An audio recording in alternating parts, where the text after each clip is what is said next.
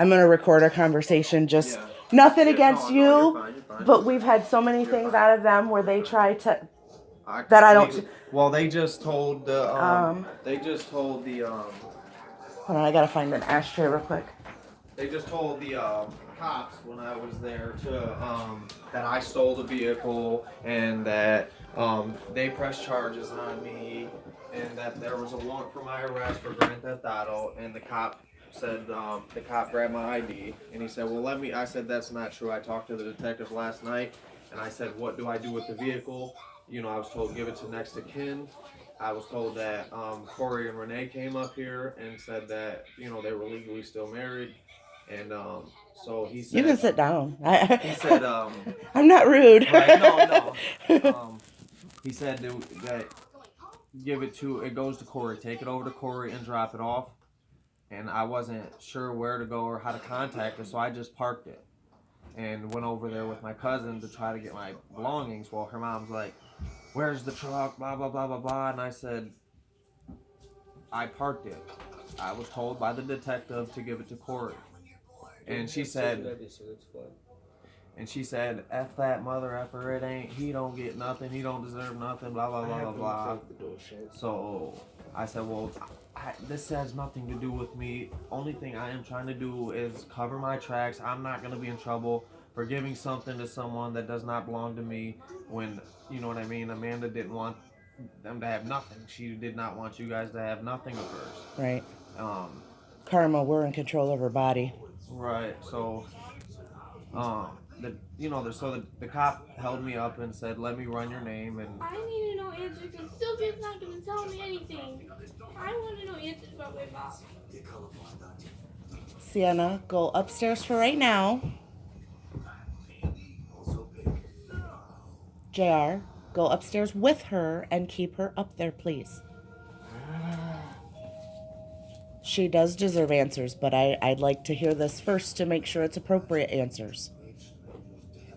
so, I was just trying to figure out what to do with the vehicle, how to get my belongings. You know, we were just friends, and she's very depressed. Her mom and them, they just make her feel like shit every time she can't do something for them.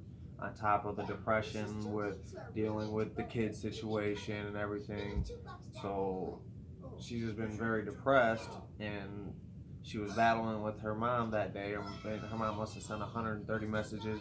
F you, you fat bitch. You're never going to get your kids again. I hope you die. And I'm going to go in there and tell them you're on drugs and you're a drug addict and blah, blah, blah. And just saying all kinds of stuff that wasn't true. I mean, to my knowledge, now that this situation happened and I've been hearing more, Yeah, I wasn't aware of everything. Had I known, I probably could have saved her life, and I didn't know. Um, her mom smokes crack. She tries to play like she's clean. She talks crap about Danny and him shooting heroin, yet she goes up there every other day to do it with him. Smoke crack. And yet you're going to try to, you know. And Amanda just got depressed, and I don't, she just said, she's like, I just don't, and I can't have my kids in my life, my family. It treats me like shit. You know what I mean? I don't think she would have done it intentionally. She just maybe she was just going out to party. But we were over there at her apartment, and I was gonna leave my stuff there, and I said, all right, I gotta be at the airport by 9 in the morning. So I said, I'll just come. Let me know when you're back here, and I'll come back.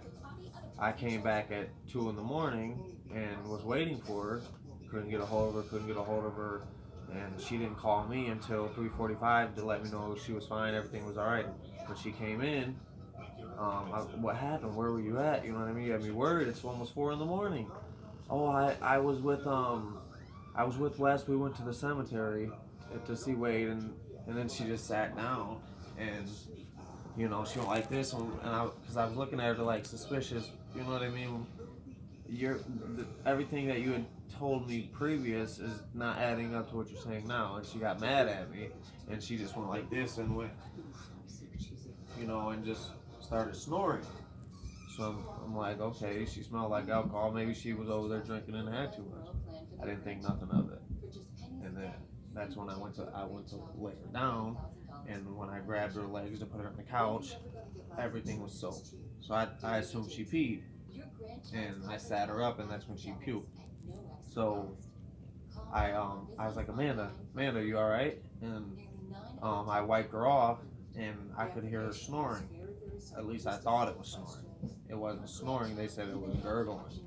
And once the fluids come out, you puke. Hmm. That's when I didn't know that. So Wes kept calling. I called. I said, "You got to come over and help me. I don't know what to do. She just puked. You know what I mean? We got to get her to the hospital." And so he came over. We tried to load her into the car, and we couldn't lift her. I guess she was already dead at that point. So um, I don't know. I don't know what she was doing, where she was at, but her mom wants to put the blame on everybody else. You gave her this. He gave her this. You can't put the blame on everyone else of something that someone She is had an already was addiction. doing, and she was already doing Yeah. or what she was doing, and whatever the reasons that led her to it, it's irrelevant. I mean, you can say I gave it to her, you can say he gave it to her, you can say the whole neighborhood gave it to her. It doesn't matter who gave it to her, where it came from. It's the point that it happened, and it shouldn't have happened. And I mean, I tried to tell her, you don't need to drink. You don't need to do that. Stay away from that. If you're serious about getting your kids, and having them Yeah. in your life, then you don't need to be doing that. She's like, it's no point. I'm never gonna have them in my life. I'm never gonna have them back. And I'm like, you may never have them back full custody, but you can show them that you can be responsible and at least have get your visitations and show them, you know what I mean, one step at a time. It's not going to happen overnight, and it was just too much. And the thought of it, everything just hit. That's never happened to me. Like, I've never dealt with that. So I stayed till 7 in the morning till the coroner came and took her. I got in the truck to go notify her family, and I couldn't reach any of them. I didn't know what to do, where to go, so I had the truck. And that's when I went to the detective and started finding out how to cover my tracks so I'm not getting in trouble for, you know, grand theft, taking anything. I didn't even take anything out of the house. I wanted people there to see what I was taking, that what was mine. Right. And I was supposed to fly out, um, but my uncle just came up from Florida when I called him at the time, at the time we were passing, and because we were preparing everything to go to the airport. He's like, "Are you ready to go to the airport?" And I'm like, I told him what happened. He hopped in the car and drove straight here. He got here last night from the time I called him when she passed away. He got here last night about probably 24 hours from her passing. 17 hours he got here straight through. So how I found out where you guys were is I remember Amanda saying Renee owns a dog grooming company over on the south end, somewhere around Toronto. So I just was driving around the neighborhood looking for a sign, and I seen cats. So the only thing I could think of was Cackameister. I thought that was Corey's last name. So that's when I called and came over. Um, I'm just trying to figure out who's gonna be over there. Does her dad have? I mean, is he next to kin? Cause Well, right, legally, Corey is next of kin. Um, Obviously, Corey doesn't want any of that responsibility or right, anything to do with that. So, but he has he to has to take sign care. off, and he's signing it off to her father. No, he has the marriage license that Huh? he has All he needs is the divorce paperwork, which we have. the divorce paperwork, but then legally the next of kin goes to her mom. No, They don't? because the divorce is not finalized. Okay, so So all it's it, not finalized, so he's gonna sign it over to her dad. That's the right? smartest thing to do. Yeah, Because the only it's thing they're thinking about is what they can get, what they can sell. I mean, Amanda gave me a shirt and a few stuffed animals to take down to Florida for my kids, and I told her mom, I just wanted that, in memory of her, and you're not getting a damn thing. That's my daughter. Ain't nobody getting nothing out of there. And then, you know, her brother and sister, I'm getting her clothes, I'm getting the TV. I'm like, you guys are not even worried about your sister passing away. It's about what you guys can get. Nobody even wants to claim responsibility, the Yeah, no, financial yeah. responsibility to give her a service or have her cremated or anything. And they're like, I don't know what we're gonna do. I don't know how we're gonna pay for this. And I was like, don't worry about it. I said, I have a few burial plots out in Ottawa Hills. You can have them. And I said, I have a buddy that has a funeral home over on Sylvania. I'll work something out with him to hold a service there. My aunt does catering.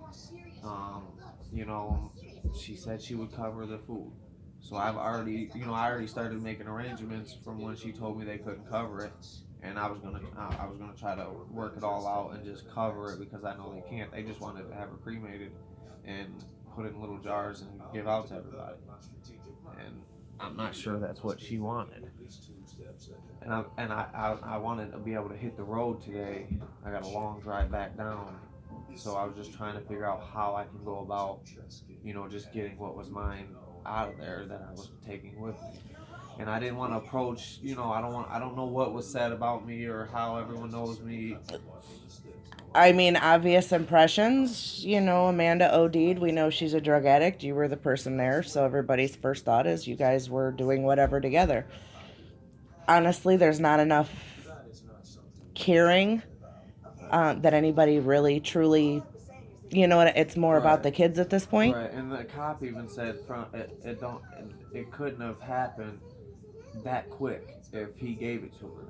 That's what he told her mom. If he gave it to her, she wouldn't have walked in, sat down, and OD'd like that. It would have had to have went into her system first. What was she given? I don't know. But I mean, I because we were told that she was partying, snorting cocaine. Okay. However, you don't hear of cocaine overdoses very often. No. So I'm thinking she was snorting China. That's kind of which is heroin, right? Right. Right. When you snort cocaine, it's like, I think it's like an upbeat. Right. And then if you do even just a pinch of that, it could shut your heart down. But if it's not heroin and it's fentanyl, and and that's what's been all over the news, people are mixing it with fentanyl.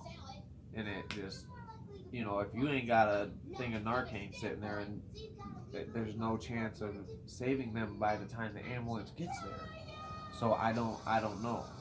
I've been asking around when they told me, you know, they were asking me about people in her call log. So I've been asking around about it, and I was told um, she was doing heroin.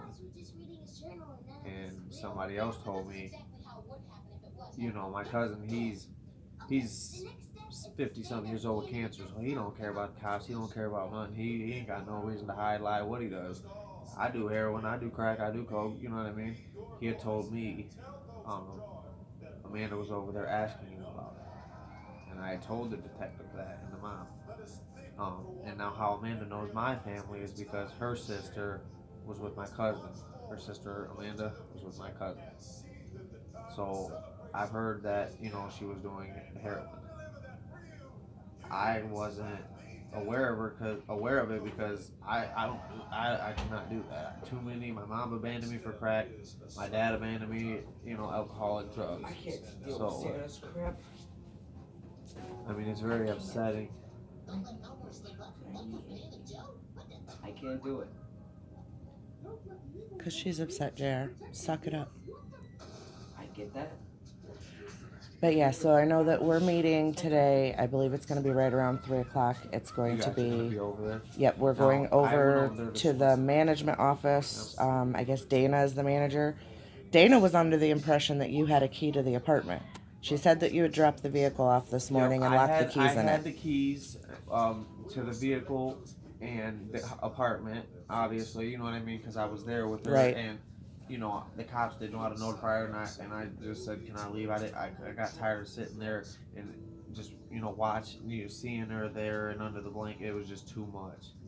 and upsetting, and I didn't know what to do, and so I just, I got in the car and I figured I'd try to go notify her family. I don't have their number, but I know where they live, and no one reached back out to me. So I had the vehicle. So then from that point, I tried to go to the coroner's office to find out what I had to do, but there was nothing I could do because I'm not family. So then I went from there to the detective, and I said, I just want to find out what to do, cover my tracks.